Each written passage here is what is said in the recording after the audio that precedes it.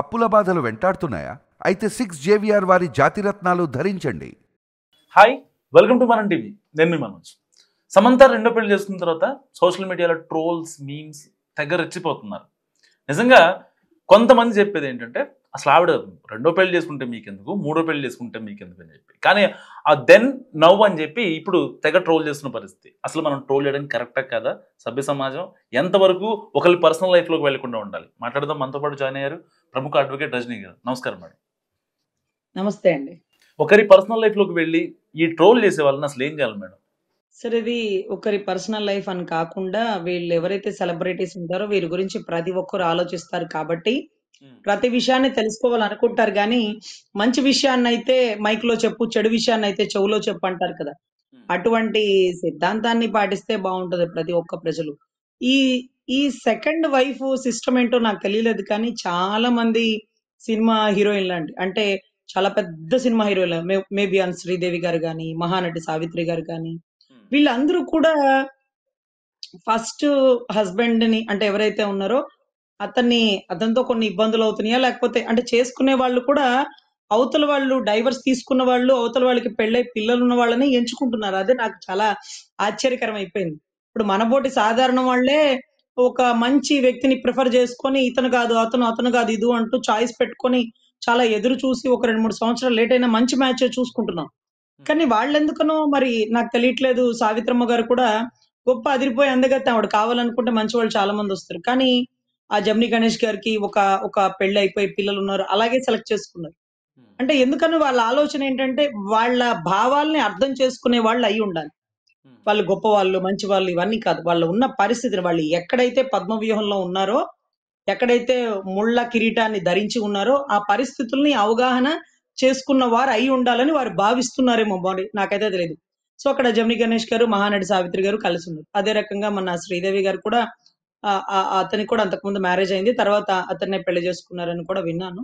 So ఇప్పుడు సమంత గారి విషయం, ఈవిడైతే పాపం నిజంగా చాలా సర్వీస్ ఓరియంటెడ్, చాలా కార్యక్రమాలలో ఆ గురించి నాకు పూర్తిగా అవగాహన ఉంది. సర్వీస్ ఓరియంటెడ్ గా హార్ఫన్ పిల్లలకి కానీ, ఓల్డ్ ఏజ్ హోమ్ లో కానీ చాలా మంచి కార్యక్రమాలు చేస్తుంటారు.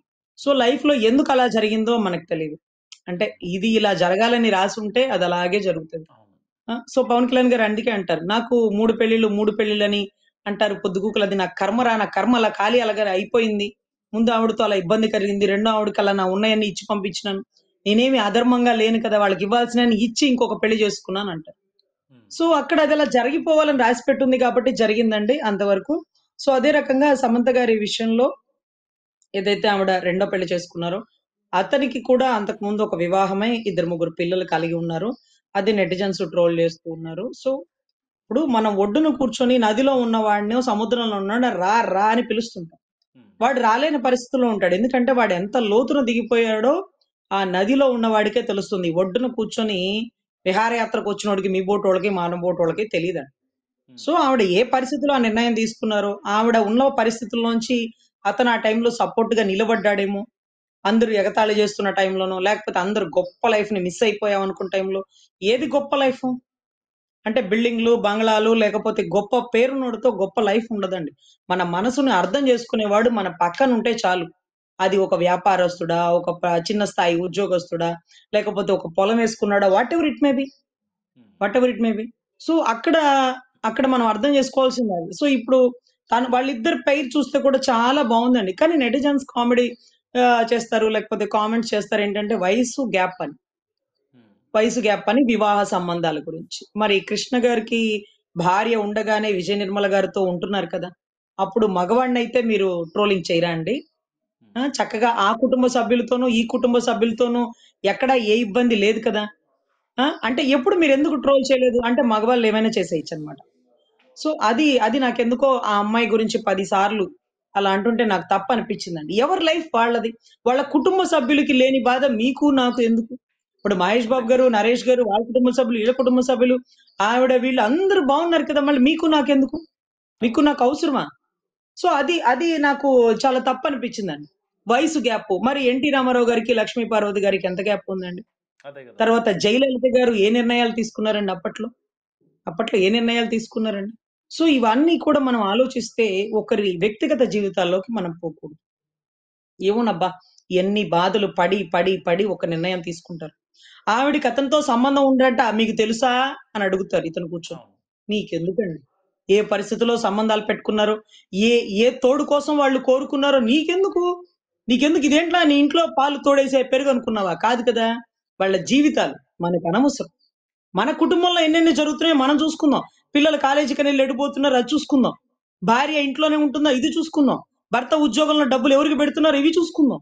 ఉమ్. వ్యక్తిగత విషయాల్లోకి మన పక్కింటి వాళ్ళ విషయాలు కాదండి. మన చుట్టరికాల విషయాల్లో కూడా మనం పోకూడదు. అవతల వాడు ఏ తప్పు చేసినా, ఏ పరిస్థితుల్లో చేసినాడో మనకెందుకులే వాడి కర్మ పోనీలెద్దు అని వదిలేయాలి కానీ, దయచేసి వారు చేసిన తప్పుని మీరెప్పుడూ డిస్కస్ చేయకండి. ఆ తప్పు కంటే ఎక్కువ పాపం మనకంటుతదట. ఎగ్జాక్ట్లీ. తప్పు చేసినోళ్ళకి కాదట అంటేది. అందుకనే బాగా మనకి ఒక కథ చెప్తారండి. 'గండగి' అని ఒక వేశ్య కథ ఉంటది. ఉమ్. చాలా అద్భుతం. తప్పు చేసే ఆడవాళ్ళ గురించి ఎప్పుడన్నా నేను స్టేషన్ బెయిల్ కోసమో, లేకపోతే ఇంకొక దాని కోసం ఎళ్తే, ఆ 'రజనీ గారు ఆ కేస్ ఎత్తుకొచ్చారేంటి? అది ఇది అసలు అదొక వేశ్య. అది డబ్బుల కోసం ఏమైనా చేసిద్దండి. ఆవిడ ఒళ్ళు ఆవిడే కదండీ అమ్ముకుంటుంది. మీ ఒళ్ళేమన్నా అమ్ముతుందా? ఉమ్. రాష్ట్రంలో ప్రభుత్వ ఖజానాలో ఏమన్నా ఖాళీ చేస్తుందా? ఉమ్. ఏమన్నా భూ కబ్జాలు చేసి మోసం చేస్తుందా? కాదు గదా! ఆవిడ ఆస్తిని ఆవిడ అమ్ముకుంటుంది. మీకెందుకు? కొనుక్కుంటే కొనుక్కోండి. లేకపోతే మానుకోండి. ఉమ్. అర్రె! వేశ్య దగ్గర కూడా డబ్బులు కొట్టేస్తారు. ఈళ్ళు బతుకులు ఇంకా చెప్పాలి ఇక వీళ్ళ గురించి. మీకనవసరం. మీరు ఆ కేస్‌కి సంబంధించిన బెయిల్ తెచ్చి నా ఆర్డర్ కాపీ ఇవ్వండి. ఉమ్. తప్పు చేసినోడో, ఒప్పు చేసినోడో మాకనవసరం. వాళ్ళు వాళ్ళు ఇబ్బందని వచ్చినారు. మేము న్యాయం చేస్తున్నాం అనవసరం అంతే. ఇప్పుడు మర్డర్ చేసినోడికి గుండెపోటొచ్చి పరిగెడతా, పరిగెడతా గుండెపోటొచ్చి పడిపోతాడు. డాక్టర్ వచ్చి వాళ్ళకి వైద్యం చేస్తారా లేదా? వాడు మర్డర్ చేస్తారు. చేసినోడని వైద్యం చేయకుండా మానేస్తాడా? చేయడు గదా! చేయాలి గదా! అది బాధ్యత గదా! అదే బాధ్యత మేము చేస్తున్నాం. సర్లేండి ఒక మహిళ గురించి మీరు మాట్లాడడం ఏముందిలెండి. మీ పని మీరు చేయండి. మీరు గవర్నమెంట్ జీతాలు తీసుకుంటారు, లంచాలు తీసుకుంటారు. మరి మీరు మాత్రం పతివ్రతలా? ఉమ్. పతివ్రతలు అంటే శరీరాన్ని అమ్ముకోవడమే కాదు, మీ మనస్సాక్షిని కూడా మీరు అమ్ముకుంటున్నారు. అవును. మనస్సాక్షిని కూడా ఒకరింటి దగ్గర తాకట్టు పెడుతున్నారు. ఒకళ్ళ కాళ్ళకి చెప్పులేసి, బూట్లేసి తొడిగిచ్చి బజార్‌లో పంపిస్తున్నారు. సో, ఇది గుర్తుపెట్టుకోండి అని మేము చాలా చోట్ల చెప్పేవాళ్ళమండి. సో, అదే రకంగా ఒక వ్యక్తుల గురించి మనం మాట్లాడేటప్పుడు ఒక వేశ్య అంటే వేశ్యలు ఆ కాలం నుంచి కూడా ఉన్నారండి. గండగి అనే ఒక వేశ్యని గొప్ప వేశ్య అని అంటుంటే లక్ష్మీనారాయణుడు శ్రీ మహావిష్ణువే పరీక్షించడానికి వచ్చాడట. వస్తే ఆవిడ ఆ రోజు ఎవరైతే వేశ్యగా తన దగ్గరకొస్తాడో, అతనితో భర్తగా భావించి పని చేస్తుందట.